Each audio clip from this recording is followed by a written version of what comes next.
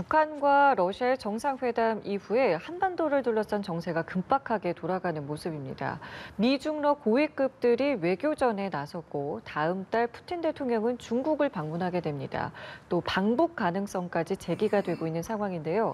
북한은 이번 주에 개막하는 중국 항저우 아시안게임에 고위급 인사를 파견해서 이 북중러 연대 방안을 논의할 것으로 보입니다. 네, 우리 정부는 주한 러시아 대사를 초치해 북한과의 군사 협력을 즉각 중단하고 안보리 결의를 준수하라고 강력히 촉구했습니다. 관련 내용들 문성묵 한국국가전략연구원 통일전략센터장과 이야기 나누겠습니다. 센터장님 어서 오십시오. 네, 안녕하십니까? 예, 김정은 위원장이 8박 9일의 러시아 방문을 마치고 돌아왔습니다. 그 기간 동안 오랫동안 좀 북한을 비우기도 했었고 돌아왔을 때 지금 평양 한복판에 모자이크로 된 벽화가 있게 됐다 이런 이야기도 좀 들려오고 있는데 어떻습니까? 김정은 위원장의 체제가 좀 공고히 됐다라고 볼 수 있는 상황이겠습니까? 예, 물론 장기간 비웠다. 또 김정은 우상화를 위한 모자이크 벽화가 세워졌다. 그런 외형적인 것만 보면 김정은 체제 정권이 공고화됐다 이런 평가를 할 수도 있겠습니다만 그동안 김정은 위원장의 행보를 보면 사실 북한 내부가 흔들리고 있고 또 어렵다고 하는 것을 본인도 느끼고 있다라는 걸 우리가 볼 수 있거든요. 한 예를 들면 금년 들어서만 열병식을 3번이나 했어요. 네. 대규모 열병식을. 그렇죠. 열병식을 그렇게 한다고 하는 것은 결국 내부가 흔들리고 민심을 결속할 필요가 있다. 특히 김정은 중심의 충성을 유도하고 확고하게 할 필요가 있다라는 반증이라고 볼 수 있고요. 그 외에도 보면 북한이 우리로서는 전혀 불필요한 법들을 만들었어요. 반동사상문화 배격법, 평양 어보호법, 청년교양법 이런 법들은 결국 흔들리는 내부, 다시 말하면 외부의 예를 들어서 K-팝 문화라든지 우리 한류 이런 것으로부터 젊은이들 북한 내부를 통제하고 잡기 위한 그런 일련의 법제도적 장치고 또 이런 것들을 위반하는 사람들을 통제하고 하기 위한 그런 TF도 만들었다는 그런 얘기들도 나오고 있거든요. 그러니까 결국 김정은 체제가 겉으로는 공고해 보이고 10년 동안 나름 김정은 정권을 공고히 해오기 위한 노력을 했다고 하지만 상당히 흔들리고 있는 모습이 결국 말씀드린 그것과 함께 김정은의 우상화에 본격 나섰다라고 하는 것과도 연관이 되지 않을까라는 생각이 듭니다. 역설적으로 좀 해석할 여지가 있다는 말씀을 해주셨는데 북러 관계에 대해서도 좀 여쭤보고 싶어요. 북한이 이 군사정찰 위성을 다음 달에 다시 발사하겠다라고 예고를 한 상황이고 이제 그에 앞서서 푸틴 대통령도 이 북한의 위성 발사를 돕겠다라고 말을 했잖아요. 그러면 보시기에 이번 3차 발사에는 러시아의 직접적인 어떤 도움이 들어간 발사가 될 수 있을 거라고 보시는지요? 일단 결과는 봐야 되겠습니다만 일단 보스토친이 우주 기지에서 만났거든요. 그리고 이렇게 만난 이유가 바로 인공위성과 관련한 협력을 위한 목적이었다라고 하는 것을 숨기질 않았어요. 그리고 푸틴도 말씀하셨듯이 북한의 위성 개발을 돕겠다 얘기를 했는데 사실 대한민국과 국제사회는 이건 명백히 군사협력, 정찰위성은 군사 목적이거든요. 그런 차원에서 이건 안보리 제재 결의를 정면으로 위반하는 불법행위라고 하는 것을 얘기를 했는데 북한과 러시아는 인공위성 개발은 우주 개발, 우주의 이용은 주권 국가의 자주적 권리다. 이런 이 논리를 펼치고 있는 것이죠. 제가 볼 때는 아마도 기술 자문을 포함해서 이번 3차 발사 이제 북한이 준비를 착착 하고 있을 거예요. 이 과정에서 문제점이 무엇인가, 1, 2차 발사에서 실패했던 문제점이 무엇이고 그걸 어떻게 만회하고 성공할 것인가 하는 자문으로부터 필요해서 함께 지금 가장 큰 문제는 물론 발사체의 문제도 있지만 정찰 위성 자체의 기능이 문제거든요. 이 정찰 위성으로서의 기능을 갖추지 못하고 있다고 하는 것이 우리 전문가들 한미의 분석 결과거든요.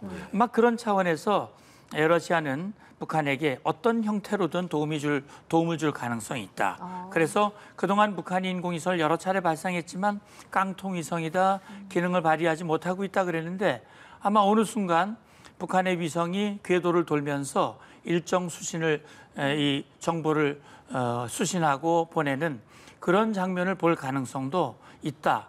우려가 되는 부분입니다. 그렇군요.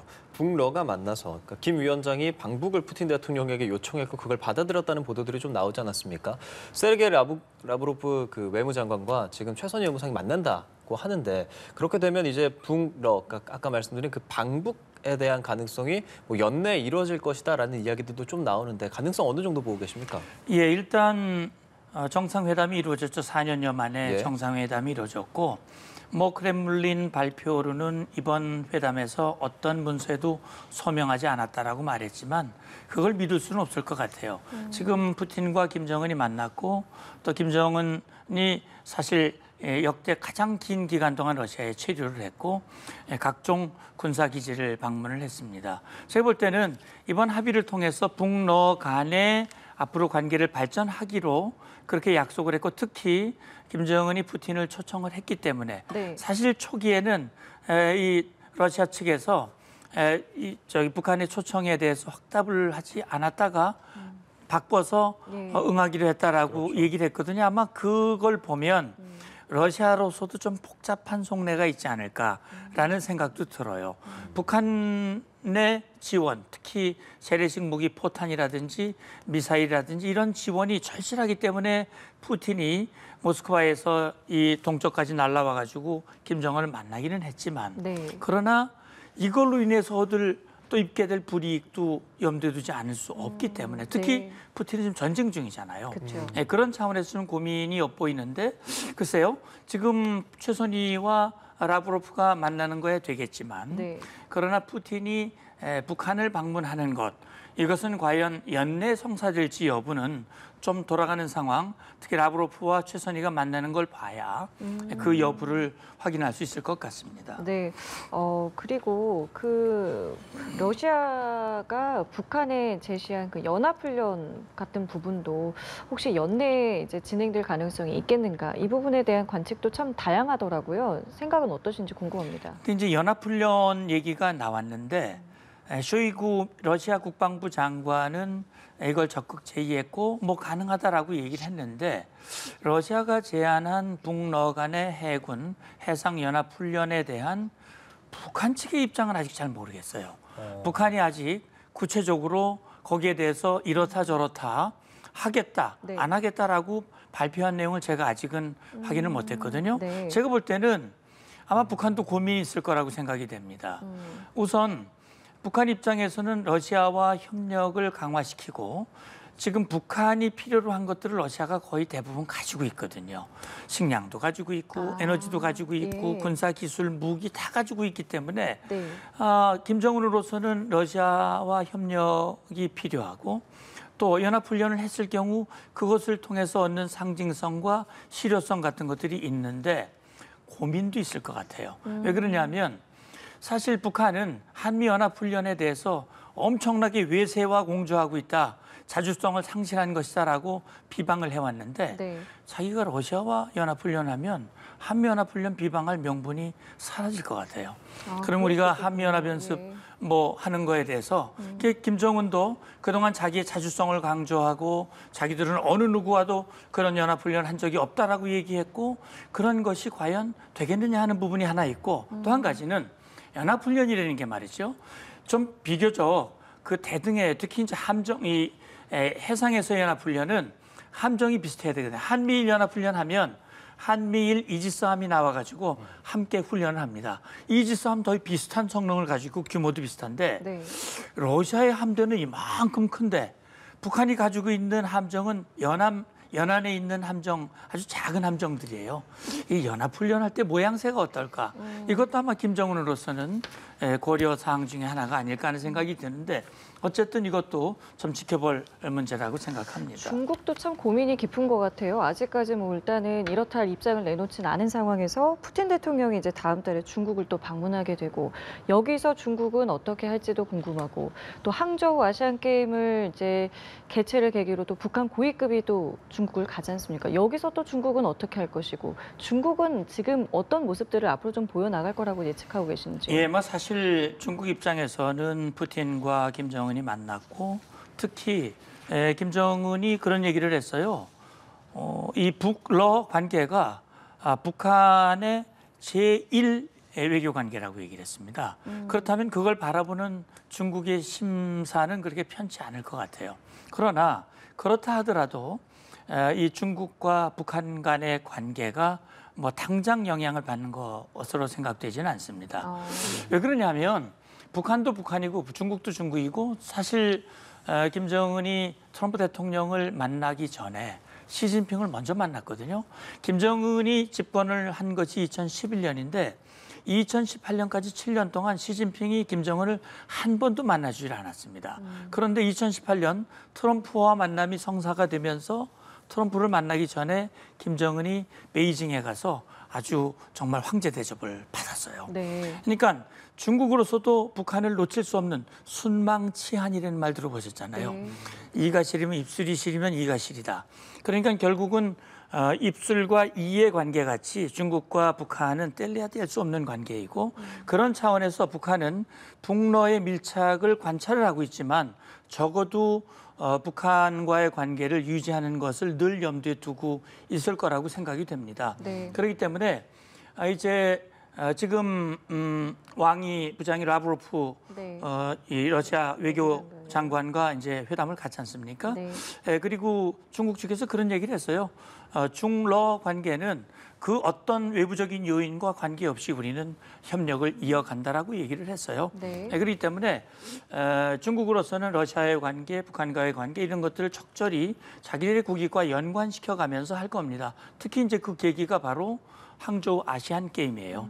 아마 이걸 통해서 다시금 그 북한과의 연대를 다시 한번 강화를 시키고 이런 지금 중국의 국익을 중심으로 적절한 그런 관계를 유지하면서 상황을 관리해 나갈 것으로 생각이 됩니다. 예, 뭐 말씀 들어보면 사실 지금 북중러 연대는 어느 정도 때려야 뗄 수 없는 상황으로도 들리는데 그럼 우리의 경우는 이제 3자 다음 주에 한중일 3자 고위급 협의를 서울에서 좀 열지 않습니까? 이게 한중일, 한일중 정상회의를 앞두고 그것을 논의하기 위한 회의라고 지금 전해지고 있는데 이것은 좀 가능하겠습니까? 어떤 방향성으로 지금 가고 있습니까? 네, 이미 윤 대통령이 지난번에 아세안 회의와 또 G20 회의를 통해서 리창 중국 총리를 만나서 회담을 했지요.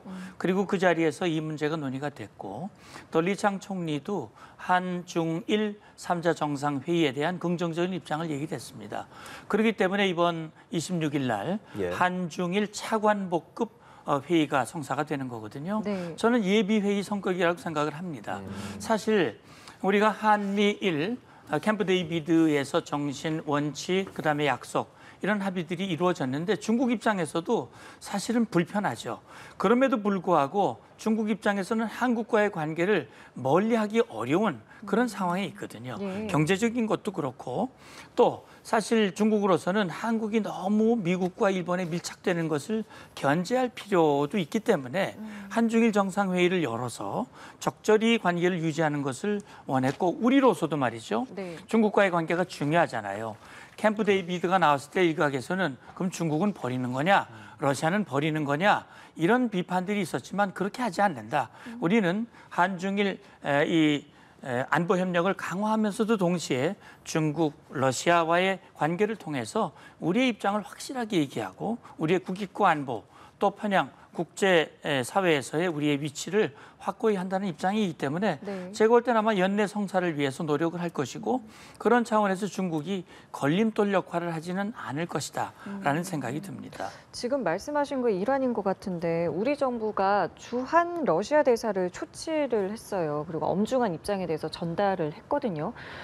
중국과는 어떤 대화의 시그널을 이렇게 표했다면은 러시아 대사를 이제 초치해서 우리의 입장을 강력하게 전달했는데 이 모습은 좀 어떻게 보셨습니까? 저는 뭐 당연하고 어떻게 보면 주권 국가라서 우리 대한민국에게 당장 위해가 되는 안보상 위해가 될 수 있는 그런 우려 사항을 관련국 대사를 초치해서 우려를 전달하고 그리고 이것이 미칠 부정적인 영향에 대해서 경고한 것은 매우 적절한 조치고 마땅히 해야 할 조치라고 생각을 합니다. 네. 저는 이 자리에서 유엔 안보리 상임이사국으로서 안보리 결의를 준수해라. 왜냐하면 중국과 러시아가 안보리 상임이사국으로서 대북 제재 결의를 다 본인들이 찬성을 해서 유효한 상태에서 스스로 부정하는 행동을 계속 하고 있다는 말이죠. 특히 이번에 북러 정상회담에서 특히 우주개발, 기타 잠수함, 핵추진 잠수함이라든지 ICBM이라든지 이런 기술이 전수가 된다면 이건 우리 안보에 치명적인 이 영향을 주는 것이거든요. 네. 그러면서 한 얘기가 이것이 한러 관계에도 부정적인 영향을 줄 수 있다라고 얘기한 것은 네. 사실 우리 정부가 한러 관계를 늘 중시하고 있고 깨뜨리지 않겠다라고 하는 의지를 보여준 측면도 분명히 있거든요. 예. 그래서 우리 정부가 중러시아와의 관계도 잘 관리하고 유지하는 것, 소통의 채널을 유지하는 것은 전 필요한 조치라고 봅니다. 예. 러시아와 북한이 만났고 뭐 무기 거래 이런 얘기까지도 나오는 이 상황에서 유엔 총회가 미국 뉴욕 유엔 본부에서 개막을 했죠. 거기서 지금 첫날 그 유엔 우리 항상 나오는 말이잖아요. 유엔 요즘 뭐 안보리 무용론이라든지 이런 얘기들 똑같이 또 논의가 됐었고 또 유엔을 개혁해야 한다는 지적도 계속 나왔다고 하는데 이 부분에 대해서 좀 진전된 논의가 있었다고 들리는 게 있습니까? 일단 이 뭐 유엔의 개혁 문제는 어제 오늘의 얘기는 아닙니다. 그렇죠. 그러나 최근에 안보리 무용론이 이렇게 나오는 것은 방금 말씀드렸듯이 중국과 러시아가 안보리 상임이사국으로서의 역할을 제대로 하지 않기 때문에 그렇기 때문에 무용론이 나오는 거거든요. 그래서 이제 일각에서는 안보리 개혁, 그래서 상임이사국을 5개 나라가 아니라 네. 서방 측의 나라들, 뭐 독일이라든지 일본이라든지 이런 나라들, 뭐 브라질이나 인도 이런 나라들이 관심을 가지고 있어요. 그런데 숫자를 늘리는 것이 과연 안보리의 개혁이고 유엔이 발전할 수 있는 방향이냐에 대한 확신, 공감대가 아직 이루어진 것은 분명히 아니에요. 이게 중요한 것은 중국과 러시아가 정말 국제사회에서 인정을 받고 정말 강대국으로서 상임이사국으로서 대접을 받으려면 상응한 그런 인식과 행동을 가지고 행동을 해야 되거든요. 네. 그래서 저는 이제 지금 궤도 이탈을 한 중국과 러시아가 다시 정상으로 돌아와서 원래 그동안 모습을 보여줬던 북한의 불법 행위에 대해서 제재하는 이런 데 동의하고 함께했던 그런 모습을 다시 보이는 것이 그것이 유엔의 모습을 찾는 것이고 네. 사실 저는 유엔은 꼭 필요하고 정상화가 돼야 하는 그런 상황이라고 저는 봅니다. 어쨌든 역할에 대해서 강조는 해주셨지만 지금 당장 막 실효성 있게 돌아가지 않기 때문에 개별 국가가 개별 국가를 개별 제재를 하는 지금 상황인 것이고 실제로 미국에서도 러시아에 대한 이제 제재를 발표를 얼마 전에 했거든요. 우리 정부도 이 러시아와 관련해서 제재를 할 가능성도 있을 거라고 보십니까? 예, 저는 뭐 일단 러시아 대사를 초치를 해서 주한 러시아 대사를 초치를 해서 이미 경고를 했고 예. 북러 정상회담을 했지만 실제 북러 간에 무기 거래라든지 기술 지원이라든지 안보리 결의를 위반한 것이 당장 드러난 것은 아직은 없는 거기 때문에 그것이 가시화되고 국제사회가 여기에 공조하는 그런 조치를 취한다면 우리 대한민국도 당연히 그 조치에 함께하고 러시아에 대해서 우리의 확고한 입장을 취할 수 있으리라고 봅니다. 얼마나 실효적인 조치를 취할 수 있는 수단과 카드를 우리가 가지고 있는지는 제가 정확히 알 수는 없습니다만 네. 그러나 우리가 할 수 있는 범위 내에서 네. 불법 행위에 대해서는 명확한 입장을 취하는 것 이것이 우리 정부의 일관된 입장이고 필요한 조치가 아닐까 하는 생각이 듭니다. 예, 예. 알겠습니다. 지금까지 문성목 한국국가전략연구원 통일전략센터장과 함께 이야기 나눠봤습니다. 오늘 말씀 고맙습니다. 감사합니다. 고맙습니다.